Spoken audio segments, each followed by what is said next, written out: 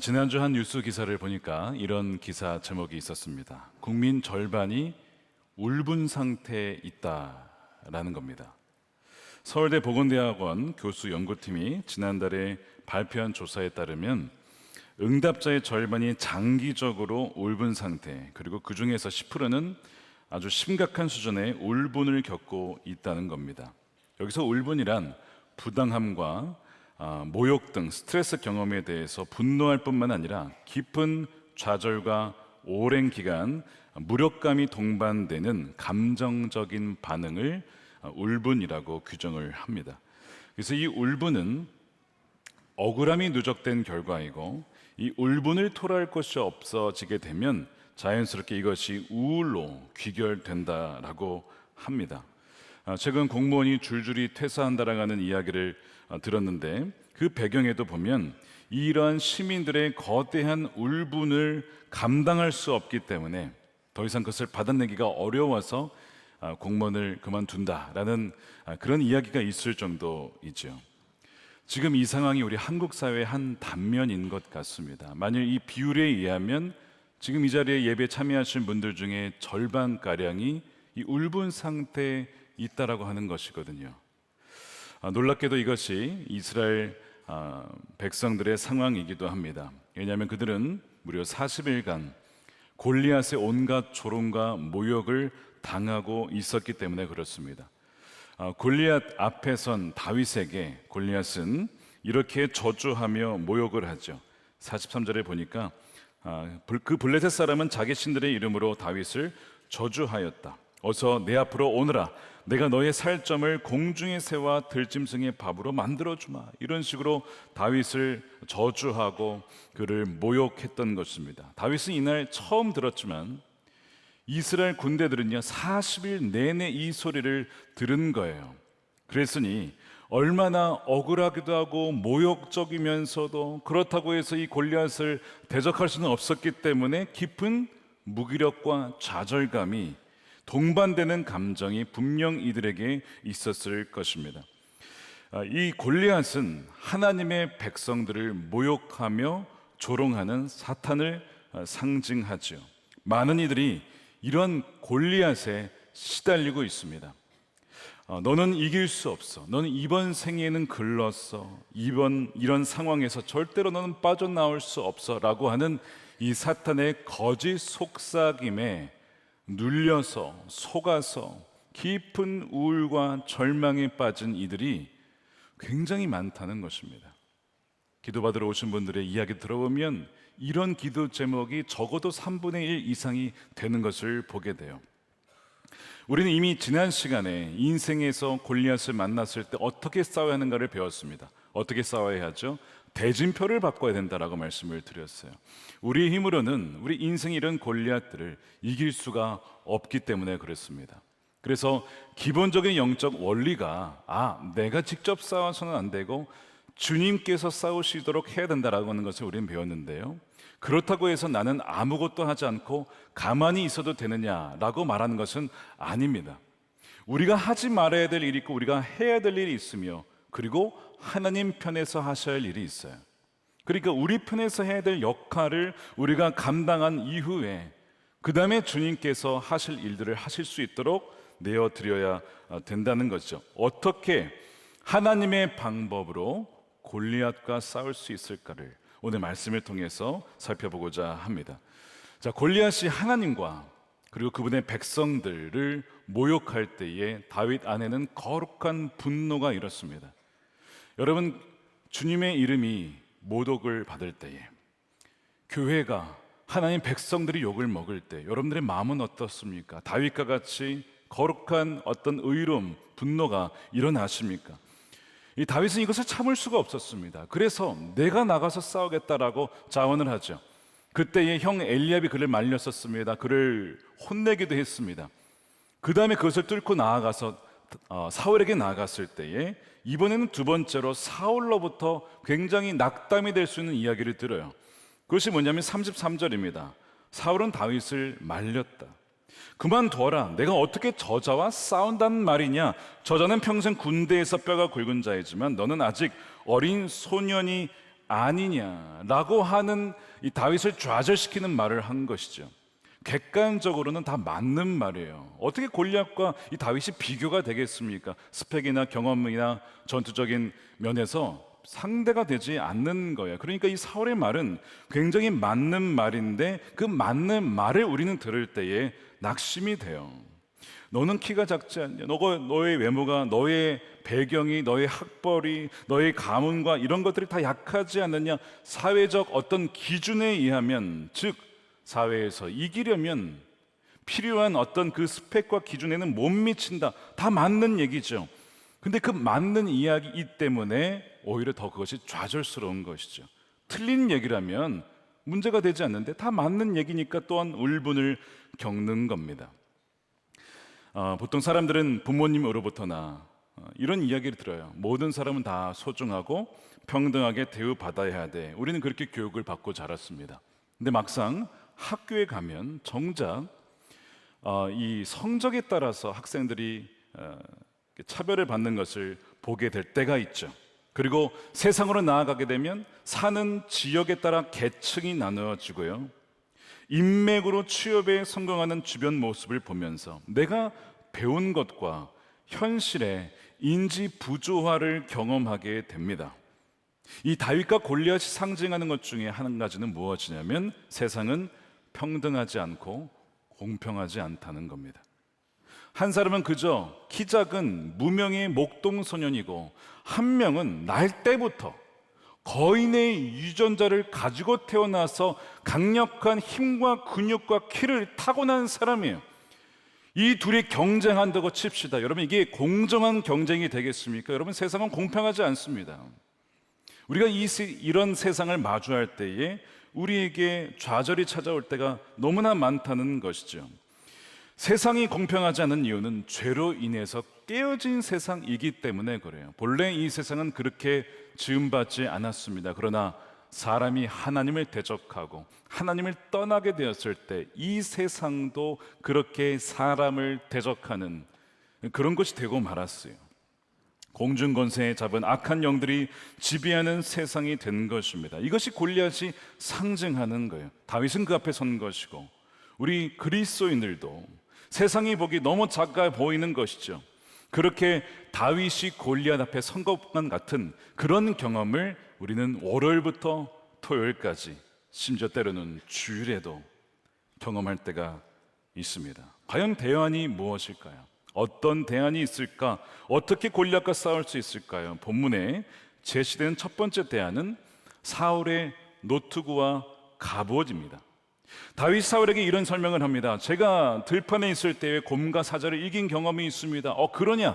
그러면 너도 나가도 좋다라고 허락을 하면서 그에게 자신의 갑옷을 줍니다. 38절 보십시오. 사울은 자기의 군장비로 다윗을 무장시켜 주었다. 머리에는 노트구를 씌워주고 몸에는 갑옷을 입혀 주었다. 사울에게 맞았던 이 갑옷이 다윗에게 맞을까요? 사이즈가 일단 다르죠. 또한 다윗은 목동이었습니다. 갑옷을 입는 사람이 아니었어요. 자신에게 안 만드는 거죠. 39절입니다. 다윗은 허리에 사울의 칼까지 차고 시험 삼아 몇 걸음 걸어본 다음에 사울에게 이런 무장에는 제가 익숙하지 못합니다. 이렇게 무장을 한 채로는 걸어갈 수도 없습니다. 하고는 그것을 다 벗었다는 거예요. 사울의 갑옷을 처음엔 받았다가 그것을 벗어버립니다. 바로 여기에서 골리앗과 싸우는 첫 번째 방법이 나와요.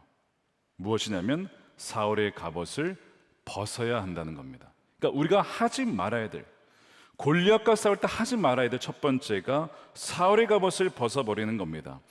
이 다윗은 이것이 맞지가 않았습니다. 이것은 사울의 방식이었고 이것은 어찌 보면 세상의 방식이었지 하나님이 원하시는 방식이 아니었던 것이죠. 제가 이 사울의 갑옷을 설명해 드리겠습니다. 어떤 것을 의미하는지. 사울의 갑옷은 그리스도인들이 세상의 기준에 따라 대응하려고 만든 사실 헛된 방법을 상징합니다. 그리스도인들이 하나님의 방법이 아니라 세상의 기준에 맞추어 대응하려고 만든 사실상 헛된 방법이 이 사울의 갑옷입니다. 즉 하나님을 믿지만 하나님만으로는 충분치 못하다고 믿으면서 세속적인 방법을 덧붙이는 것, 그 결과가 사울의 갑옷인 거예요. 여전히 내 힘과 내 스펙이 중요하다라고, 그래야만 승리할 수 있다라고 하는 신념의 결과인 것이죠. 세상은 끊임없이 우리들에게 무엇을 얘기하냐면 어떤 기준을 얘기해요. 30대가 되어서 결혼하기 전에 몇 억을 모아야 돼. 너 그 직장 들어가려면 이 정도 스펙은 갖춰야 돼. 너 이런 경험이 있어. 라고 하는 어떤 기준이 있어요. 근데 그것을 맞춰야 한다라고, 그렇지 않으면 너는 질 수밖에 없다라고 우리에게 이야기를 하거든요.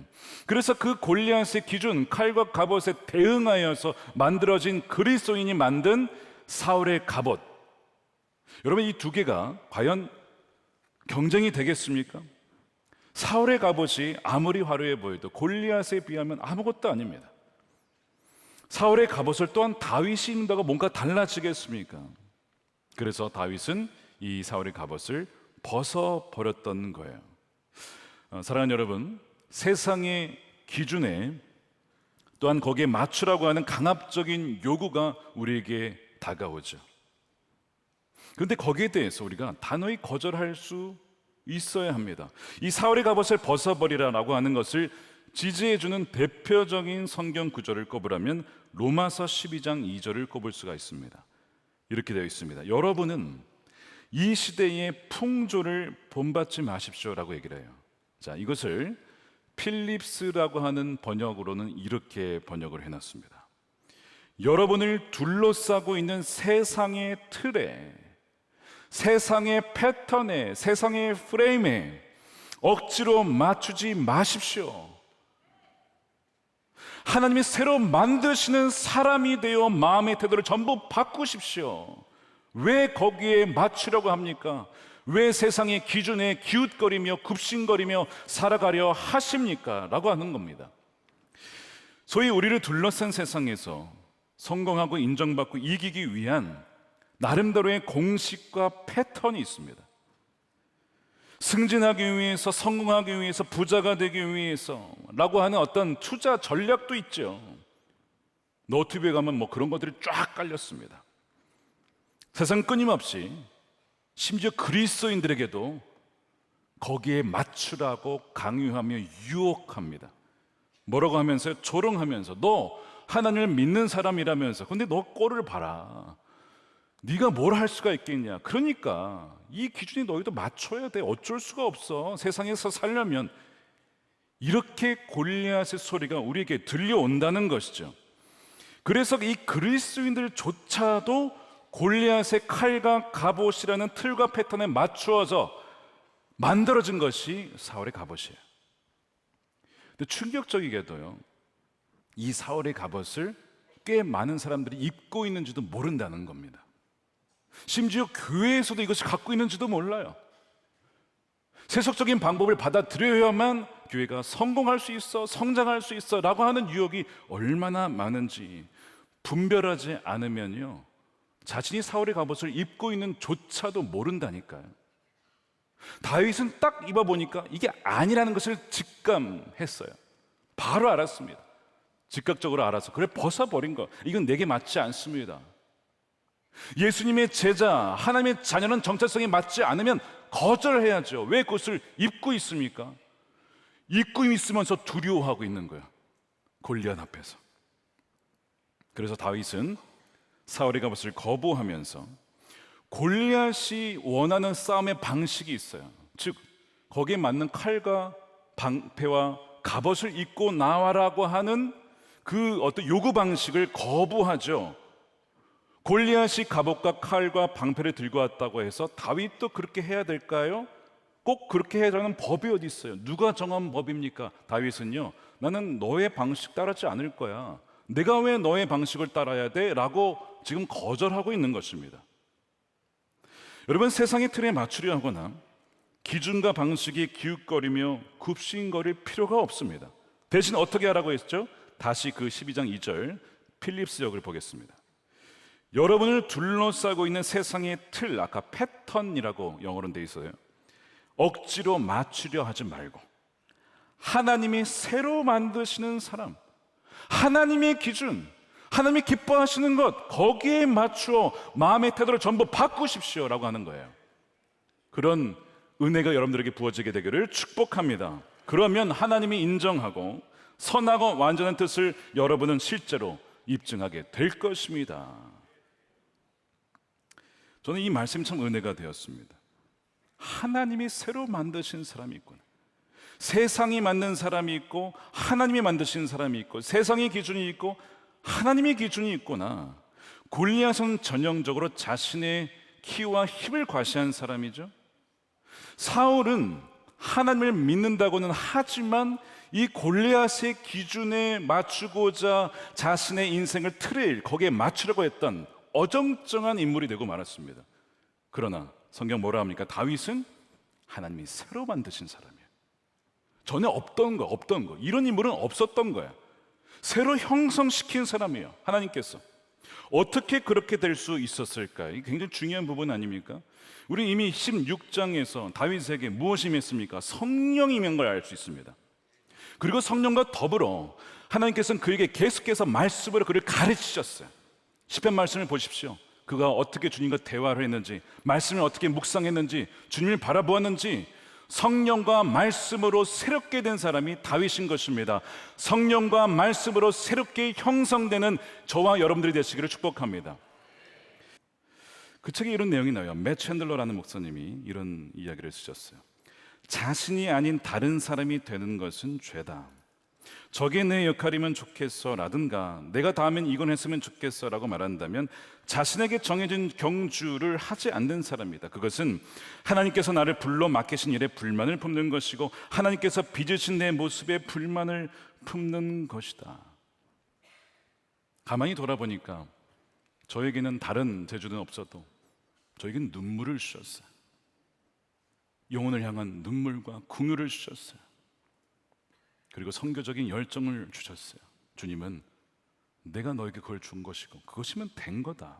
비교하지 말아라 라는 마음을 주셔서 열등감에서 자유함을 얻게 되었습니다. 여러분, 우리는 누군가가 되고 싶어 해요. 어떤 위대한 사업가를 닮고 싶어 하죠. 물론 그런 것도 자연스러운 마음입니다. 그런데 하나님은요, 우리 모두를요 아주 고유하고 독특하게 지으셨어요. 우리는 제품이 아니에요. 뭐라고 되어 있죠? 하나님 성경 말씀에 하나님의 작품이라고요. 핸드메이드 작품입니다. 유일한 작품이에요. 유일한 작품. 그래서 우리는요 사울이 아니고 골리앗도 아니고 심지어 우리는 다윗도 아닙니다. 여러분은요 그냥 여러분 자신인 거예요. 하나님께서 그렇게 만드셨어요. 청소년 아이들이요 SNS를 보면서 많이 우울해합니다. 나는 쟤처럼 더 멋지지 않고 더 예쁘지 않을까?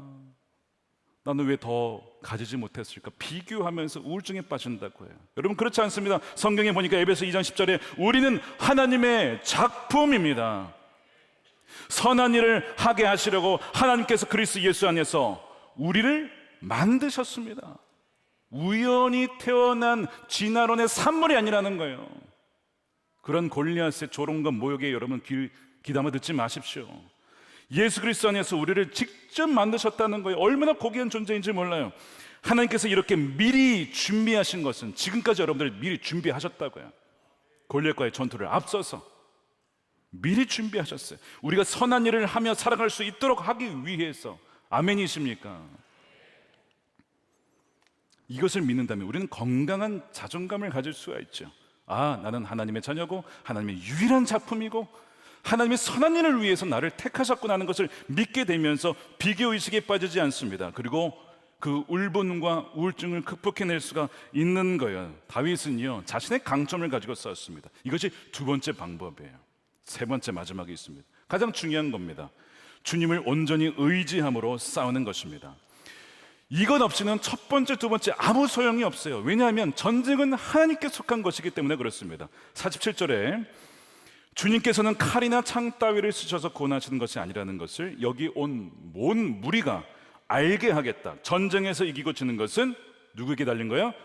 주님께 달린 것이다 라고 하는 거죠. 다윗은요 자신이 해야 할 일을 했어요.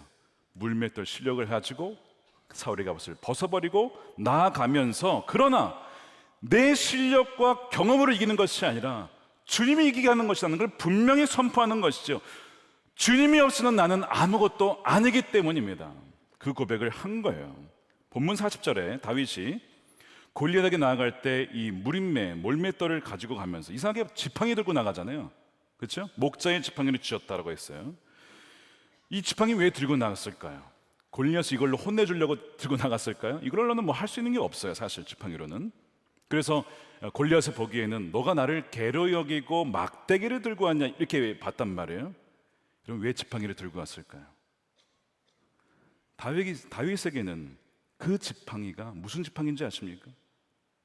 주님의 지팡이였습니다. 주님의 지팡이. 이게 어디에서 나오냐면 시편 23편 4절에 나와요.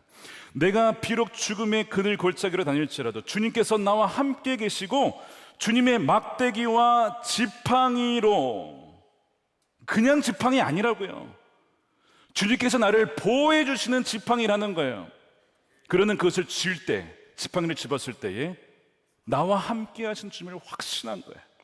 그러면서 동시에 나의 이 물매 실력을 발휘하여서 이 모든 것을 합력하여 승리케 하신 것이 바로 주님인 것이죠. 그리고 주님이 하신 것입니다. 사실은 주님의 승리고 주님이 온전히 행하신 것입니다. 주님이 행하셨던 또 하나 증거가 있습니다. 아무리 돌을 던진다 하더라도요, 그게 유리하죠. 그렇지만 아무리 돌을 던져도 골리앗의 방패로 막으면 무슨 수로 이기겠습니까? 성경에 보니까 골리앗 앞에 누가 있었어요? 방패 든 자가 있었다고요. 방패로 막으면 끝나는 거예요. 이길 수가 없어요. 막은 채로 다윗에게 접근해 나가면 다윗은 죽는 겁니다. 근데 이상하게 골리앗이 방패를 쓰지 않습니다. 왜 그랬을까요? 다윗의 외모를 보더니 소년이거든, 우습게 여겼더라. 교만한 겁니다. 방패 필요 없어, 내가 죽여버릴 거야. 방패를 안 쓴 거야. 그 방심이, 그 오만함이 그를 넘어지게 한 겁니다. 성경이 나와 있죠. 잠언 16장 18절입니다. 교만은 패망의 선봉이요 거만한 마음은 넘어짐의 앞잠이니라. 이 교만한 마음을 하나님이 그에게 주셔서 골리앗은 죽게 되는 것이죠. 반면에 교만이 아니라 겸손함으로 주님의 지팡이를 쥐고, 주님 나와 함께 하십시오. 주님이 함께하지 아니하시면 아무리 내 실력 발휘해도 나는 아무것도 아닙니다 라고 겸손히 나갔던 다윗을 통해서 주님은 골리앗을 이기게 하시는 거예요. 그것이 45절입니다. 너는 칼을 차고 창을 메고 투창을 들고 나에게 나왔지만 나는 내가 모욕하는 이스라엘 군대의 하나님 곧 만군의 주님의 이름을 의지하고 너에게로 나왔다. 나는 내 물맷돌 실력 가지고 나왔다가 아니고 주님의 이름을 의지하여 나왔다는 거예요. 그날이 골리앗의 마지막 날이요 심판의 날이었습니다. 세상은 이런 자를 감당할 수가 없습니다. 왜냐하면 세상을 이기는 것은 바로 무엇이냐면 갈보리 언덕에서 사망이라고 하는 골리앗을 이기신 주 예수를 믿는 믿음이기 때문에 그렇습니다. 요한일서 말씀에 이렇게 되어 있죠. 무릇 하나님께로부터 난 자, 하나님께로부터 난 자마다 세상을 이기느니라. 하나님이 만드신 사람입니다. 그 자가 세상을 이기는 것인데 세상을 이기는 승리는 이것이니 우리의 믿음, 그 믿음은 바로 그 주 예수 그리스도를 믿는 믿음인 것이죠. 지난주에 한 원로 장로님의 장례, 교회 장례가 있었습니다. 교회장으로 치렀습니다. 본래 제가 선교 드렸어야 되는데 제가 성지순례 기간 중이라 선교 드리지 못하여 참 죄송한 마음이 있어요. 그런데 사실 성지순례 떠나기 이전 2주 전에 주님께서 저에게 그 장로님을 찾아가라 마음을 주셨어요. 문득 든 생각이 이게 마지막 장로님 뵙는 시간이겠구나 싶었습니다. 그리고 성지순례 기간 중에 돌아가실 것 같은 마음이 있었어요. 그래서 그때 찾아가 뵀습니다. 오랜 기간 투병을 하셨기 때문에 온몸이 다 마르셨어요. 팔 하나 들 힘조차 없는 상황 속 찬양을 부르는데요, 그 팔을 드시고 할렐루야 주님을 찬양하는 겁니다. 말씀을 나누는데요, 아멘. 제가 뭘 본지 아십니까? 여러분, 골리앗 중에 가장 강력한 골리앗이 뭘까요? 여러분, 죽음입니다. 그러나 그 죽음이라고 하는 가장 강력한 골리앗을 이미 이긴 다윗의 그 모습을 보았어요. 왜냐하면 더 나은 다윗이신 예수 그리스도가 그분 안에 계셨기 때문입니다. 주님께서 이미 사망이라는 골리앗을 이기셨기 때문에 그 이기신 주님이 장로님 안에 계시니 죽음을 눈앞에 서서 두려워 떠는 것이 아니라 할렐루야 아멘 주님을 찬양하는 그 모습을 본 거예요. 끝까지 주님을 의지하는 그 믿음을 보면서 얼마나 감사했는지, 이것이 우리 선한 목자교회 장로님의 마지막 모습이라는 것을 주님께서는 보게 하셨고 그것을 많은 사람들에게 증거하기를 원하셔서 오늘 그 얘기를 나누는 것입니다. 여러분, 가장 강력한 골리앗 죽음조차도 주님은 이기셨어요. 부활하셨어요. 그리고 그 부활의 능력이 이미 믿는 모든 사람들에게 있는 줄로 믿습니다. 사랑하는 여러분, 어떤 골리앗을 만나셨습니까? 사울이 갑옷을 벗어버리고 여러분들이 지금까지 고유하게 준비시킨 그 강점을 가지고 싸우되 주 예수 그리스도의 그 이름을 믿는 믿음으로 승리하는 여러분들이 되시기를 주님 이름으로 축원드립니다. 우리 함께 기도하겠습니다.